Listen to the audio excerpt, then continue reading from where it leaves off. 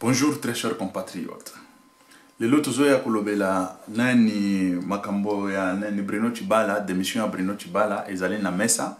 Et avant tolobela nano makambo ya nani ya Bruno Tshibala, tozoloba nano makambo Angola ndenge baluki kopesa mwa toli na Congo, c'est-à-dire président ya sika oyo akei abengani batu nyonso ya Dos Santos, batu nyonso babanda kosala na Dos Santos na ba commande nyonso abengani bango. La fois passée, j'avais fait une vidéo, une émission sur ça, dans le Baki Ango, mais lelo ça se confirme que Dos Santos a bengani bango nyonso. Abandaki nano na nani la fille est née à Dos Santos, à Longola kiye, na nani l'entreprise ya munene o salaka ba je pense bâtiment ou pétrole, une histoire comme ça. Ba Longola kiye. Et puis, sikoyo batu nyonso yo na armée, batu nyonso bazana ba commande tout, ba Longola ki bango nyonso. Mais tozoyo kape lisusu bazolo bake bakoki ko interpeller Dos Santos pour aya ko répondre na tribunal pour na ba crime ba makambo mususu yo basala et oyo ba iba bambongo et tout ça na ba tribunal. Bon, ça etikali à vérifier pour na que bakoki ko interpeller Dos Santos. Mais pour na siko tozolo ba batu nyonso yo bazaki na ba commande ba bato bazaki na area Dos Santos ba bengani bango nyonso. De la même façon chez Biso ba nani ba congolais o nazali nani bozoka ndako soutenir mabe, je suis général, je suis tel yeba que tant kabila ko kende bozoka kende na ye, il faut que zakande général ya nani républicaine, c'est-à-dire que a une armée républicaine, général républicain, voilà, c'est-à-dire ce que kabila ke yo tikali bozo salam sala quel que soit ba oyo bakoya to biso peuple to tel mais la makambo wana, c'est-à-dire muto azana fonction na ye, il faut attika na fonction na ye, et surtout ceux qui bozo sale la peuple bo sale nenge basale na Zimbabwe. C'est pas que bozo kende popo longola net Bruno Tshibala ba komi ko nani ko ebisa ye acha nani a démissionner à Zoboy. Balobi ba kende nango sikoyo basa la censure na nani na Assemblée nationale de façon que ba longola ye à partir la kuna ndenga ba longola ke Mugabe.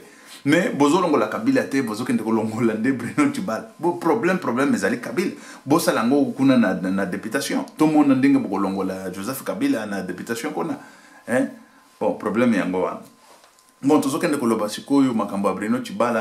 Tozali na député moko bokoyoka ye awa azali awa en direct bokoyoka ye moko asali ba déclaration bokoyoka ngo azali député Henri Thomas Lokondo. Henri Thomas Lokondo yo asali, c'est-à-dire que ye muto akotisi motion kuna de façon que Bruno Tshibala il faut démissionner dans 72 heures.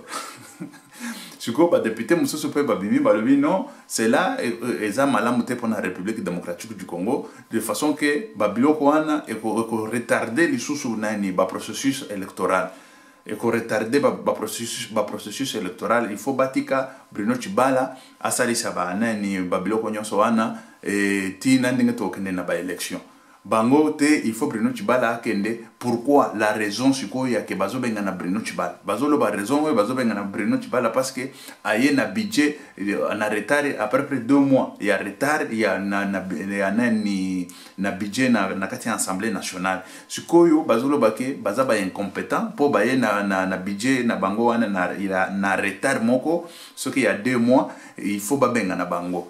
Bon, et puis kaka yete ezali pe na sénateur moko alobi non problème na bango ezali po ba umela na bokonzi wana sénateur mususu azobi ye pe azoloba non ye siko alobi kaka Bruno Tshibala te ye azoloba tina sensa tina nani baba oyo c'est qui encore oyo mutu ya nani ya mutetelo ye pe il faut akende oyo afandi na kiti ya oyo zalaki nde ya nani ya papa na biso Etienne Tshisekedi Kondo Etienne Tshisekedi yepe il faut akende balobi ba kolongola bango nyonso omoni makambo eza wana eza nini bazo simisa bango touche ba touche et pas Kabila bango tout bakoleka na mulongo wana basimisi ba touche sikoyo peuple akopesa confiance na nani akovoter nani problème yango wana bango bafandi soki 20 ans baliaka sikoyo bino bokomi ko ya bazo simisa bino kaka mwa touche boy basimbisi yo touche okay basimbisi yo touche okay sikoyo ole soki 2 mois mais bango 20 ans baza wana 15 ans depuis Joseph Kabila za wana bango baza wana bazolia mais bino bozo ya basimbisi yo touche 3 mois ok 2 mois ok bon toki to tanga et puis tokoyoka pe en direct nani député national oyo Henri Thomas boyoka ye Henri Thomas. Aux 3 semaines que j'avais introduit l'interpellation à charge du Premier ministre pour non-transmission à temps du projet de loi budgétaire qui aurait dû être déposé sur le bureau de l'Assemblée nationale depuis le 15 septembre passé. Il nous l'a envoyé, il est venu le déposer 2 mois après, ce qui était pour moi flagrant. Et malgré mes appels répétés, malgré la lettre que le président de l'Assemblée nationale lui avait adressée, il avait fait sourd oreille, ce qui pour moi était une espèce d'outrage. Et bon, j'ai expliqué, suite aux questions qu'il avait, aux réponses qu'il avait données, que le budget, le processus de l'élaboration du budget est pratiquement géré par les administrations des ministères ou les entreprises de l'État ou les services publics de l'État. C'est pas... Bon, tokati po ezana momulai boyoki essentiel ezake po nani ayaki na budget na 2 mois de retard yango bazo bengana ye yepe kuna basimbisaki ye touche ya zolo bake budget ya l'État wana ezali bango nde bazo sala ngote ezali ni cabinet na bango ni ministère na bango moko ezo sala ngote ezali nde ba groupe moko boye ya ba nani tolo ba fonctionnaire ezali ka ya l'État mais ba fonctionnaire ezali makambo ya ministère te bango nde bazo travailler sur le budget et siko tamba ko ya nango ba présenter yango na ministère atali a étudier siko akei achi yango siko na Assemblée nationale mais siko yo bazolo ba retard e utaki nde kuna e utaki kuna bato oyo basalaka budget wana ezali bango te nde basalaka budget et c'est comme ça ye moko pe a déclaré que yango alobi bango nde basalaka te ezali moi service moko boye oyo ezali en dehors tozolo ba bien service moko boye eza en dehors ya gouvernement yango nde zo sala budget wana siko service wana Kabila aza na maboko wana siko Kabila yebisi bango bogele babiloko bogele Tibala aza kaka ndenge nini tozo travailler sur ça hier c'est bagele ndenge Kabila yebisi bango siko bazo la Tibala biloko déjà ici pour là vous amona biloko basi balamba et comme ngai siko Tibala azui biloko wana ke apesi siko na Assemblée nationale zoka ezala ki piège déjà bachaki ye po babengana ye na bokonzi bachaki ye piège po ye alobi bien que nani budget wana eza ya préparer ki angote et encore moins ministère na ye même ministère moko na ye eza na capacité à préparer biloko wana te mais siko ba eliye déjà plan moko boye ya kopola eza déjà ya ngai na kati kuna ngai trop siko kende opesa bango siko bango taba koyoka ngai wana baloba bima kende problème yango wana ba préparer ki ye déjà coup ya de façon que ba bengana ye pe ba ko bengana ye balobi ke soki aboyi ko signer nani aboyi ko signer nani ko kende na ye démission na ye na 72 heures c'est-à-dire que 72 heures bakokotisa déjà nani motion de censure ezani c'est-à-dire que oyo bomonaki basalaki Mugabe na Assemblée nationale bakotisi kuna ba voter yango balobi to bengani ye bakobengana la ye siko wapi na Assemblée nationale ndesika bakende ko bengana Tibala azokende na ye siko place wana tozolo ba ya premier ministre ekotika la eza place moko vacante et place vacante c'est-à-dire que place moko ekotika la vide nana kozala wana bazo préparer déjà po bazo batu mususu na opposition baya basimisa bango pe touche nanga bakosimbisa opposition nyonso touche bango nyonso sikoyo bokende sikoyo élection na banani boko voter banani po bango nyonso babandi bamiyibi basi bakoli mafuta sikoyo yebisanga bokende élection na banani problème yango wana stratégie oyo Joseph Kabila azokende ko jouer nango et puis azok jouer na biloko wana de façon que aoume la paix les sous pour ba élection o ekokomate soki balongoli nani tolanda pe ba nani mususu boko mona ke ezana ba mususu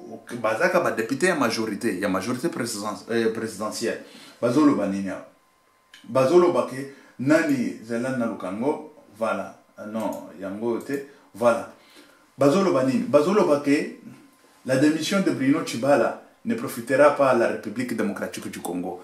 Ozoka, selon le député Boniface de la majorité présidentielle, ozoka ke oyo sikoyo aza député ya majorité présidentielle azoloba ke kokende ya Bruno Tshibala et ko profiter de la République démocratique du Congo. Pourquoi? La raison est évoquée ici. Balobi ba évoquer raison. Pourquoi? Parce que eko retarder ba processus électoral.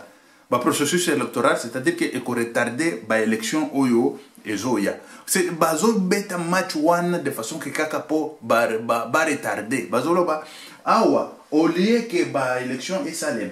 Awa bazoloba au lieu que ba élection et salema na 2018 mais nani ba élection eko kende ti na 2019 na 2019 ce qui est ba bengani Bruno Tshibala. Pourquoi? Parce que ça va prendre au moins 2 mois ou tout au plus.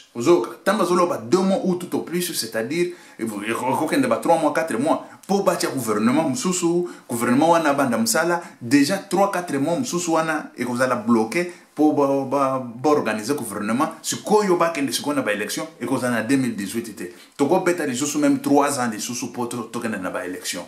Bande konanga soki tolali to kange miso boye ba ke to kokende élection te wana ezali banene bazo sala oyo ya élection ekoya te oyo aza député ya majorité présidentielle kombo na nani Boniface député Boniface aza député ya majorité présidentielle azolo bango clairement awa bazo bino déjà en garde que ba élection ko zala te na 2018 et encore moins na 2019 ba élection ko zala te na 2019 pe ko zala te oyo izali baje bazo beta bazo baluka sur place boy bako sakosa ti ba élection ko zala te o député yo alobi Boniface ya majorité présidentielle biloko yo soki bolingi ko tanga ngo o kokota na nani na journal Okapi tu vas lire ça.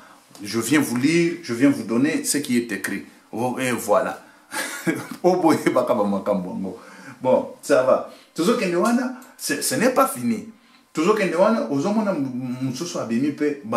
sénateur paye à la majorité présidentielle. Je pense. À la majorité présidentielle. Jacques Joly, hier Abimi, hier a la déclaration na yawa. Tokolanda déclaration na ye, tokolanda ngo. Po tokotanga ngo même tokotanga mais tochango en direct bolanda azolobani. Il ne faut pas vous étonner des conséquences. Il faut plutôt chercher la cause de cette situation catastrophique. La politique s'est construite sur base d'éléments structurants de confiance. Le gouvernement Tshibala est un gouvernement de débauchage, de fraude. Et tout comme c'est ça qui a été mis en place. Donc, ce que l'honorable Lokondo a révélé et ce qu'il réclame, c'est le retour au fondamental qu'est l'accord global inclusif qui a balisé, n'est-ce pas, la route vers les élections. Mais en choisissant la voie de Tshibala et ses corollaires, on est allé en dehors, n'est-ce pas, des principes qui étaient en pandémie. Est-ce qu'on aura toujours le temps? Parce qu'on a déjà un calendrier électoral qui est fixé. Vous ne donnez pas l'occasion à ce que le pouvoir en place continue à glisser? Non, il faut se donner les moyens pour organiser les élections dans les bonnes conditions. Le gouvernement actuel n'a ni les capacités, ni les compétences nécessaires. Et il faut se mettre en évidence. Voilà. Bazolo banki gouvernement wana eza ni na capacité ni na compétence pour organiser des élections. Sikoyo gouvernement ni no eza na capacité na compétence pour organiser ba élection. Bazoloba ni sensa et encore moins sensa azana capacité. Sensa sensa il faut ba bengana pe batu ya sensa basa la sensa mususu. Makambo eza chebiso bandeko ba élection ekoya te ba élection ekoya mutu nyonso azoya koyebisa bino makambo élection ezali lukuta mutu nyonso azoya koyebisa bino makambo élection za na 2018 ezali même na 2019 même 2020 ezali lukuta élection ekozala te ezaka ka boye ba ko banda bazobeta kaka gauche ba ke droite babaluki. Écoutez-moi très bien. Na minute oyo bakomi koloba ke nani oyo sénateur azokende koloba ke nani gouvernement wana ezali gouvernement moko ya bamiyibi gouvernement ya babandi munne yenda lobby na zo interpréter bino na zo loba ndenge ya lobby gouvernement bamiyibi gouvernement babandi o gouvernement moko incapable bakoko kate ko organiser ba élection. Mais tamba chiaki yeke de façon que afanda a organiser ba élection ba akota akota ki po asalani c'était pour faire quoi? Pour nous kosa batu, ou bien pour nous animer galerie, ou bien à côté qui pour il était très beau, hein? Il était très beau, balubi non kota na yo fanda et tout ça. Comment est-ce qu'il ne peut pas organiser des élections? On peut nous dire sur quelle base que Mouto a organisé des élections. Et qui est capable d'organiser des élections? Kabila ou Nani? Hein? Bande konanga. Botika totika kola ko rêver. Ba élection que en 2020, 2018, 2020 et que ni na 2020, ni na 2025, ni na 2018, ba élection ikele fait na mboka wana. Na ba élection que la te boye bakango ba élection que la kate. Tout le monde va se préparer, tout ça se préparer pour des élections et tout ça. Vous êtes malade, c'est la maladie mentale peut-être, ou peut-être, bon, moi je dirais que vous êtes des crétins.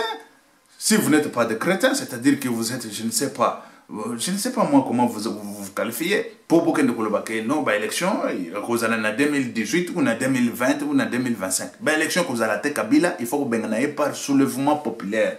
Nous savons que bah élection que vous allez, c'est faux et archi faux. Makambo ya ba élection et que vous allez en Mboka Wanate. Boye bakango. Il faut que Kolobaka Bosembo, parce que avec Tibala Balobi que c'est impossible, non on peut akoya et que c'est impossible et tout ça va tourner en rond. On tourne toujours en rond.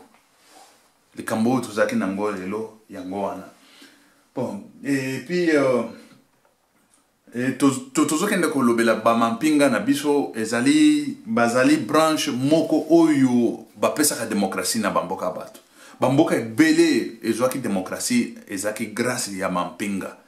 Mampinga soki bolali pongi boyeba ke mboka na bino, c'est pas que tant yo za au général au monde que c'est fini. Non. Bakolongola yo. Kabila wana soki ke indi akoki mape. Azana ba million na ba milliard oyo asi ayiba akokende nango. Jamais akoya yo zaki général nanga zwa moi parti ya ndambo yango. Mais non. Vous ne connaissez pas ce monsieur. Jamais. Mais le grand problème est qu'il est temps de façon que vous se relier na peuple, vous lukandenge nini, vous sauver mboka na bino, ezama bele na bino, ba généraux nyonso nazo kende koloba, bazala ya la police, basala mabena, basala mabete, soki bosale eloko ndenge wana déjà tokufunika mabena bino nyonso. Mabena bino nyonso ekozala déjà kofunika bino nde bozala ba généraux ya mboka wana ti, c'est-à-dire que tu es général, c'est parce que ozali général pour saler la mboka na yo, mais ce que ozoboye ko saler la mboka na yo ndeko d'ici là Kabila soki akei fonction na yo pe ekosila o général ekotika la kaya kombo ozotambola na makolo na nzela. Pourquoi? Parce que tu n'as pas voulu prendre tes responsabilités à main. Nous avons besoin de gens qui vont prendre la responsabilité de leur pays en main. Nekonanga ba général nyonso boyo kabiso boy ba ndenge nini bokosala de façon que to longwana bo umboyo to démocratie ko tanamboka e kokota ponanga pona bana na yo pona bana na yo. Ce que ozoboya démocratie ko tanamboka wana yeba que même bana na yo ba ko souffrir ba conséquences wana. Yeba kango. OK, merci. Ciao.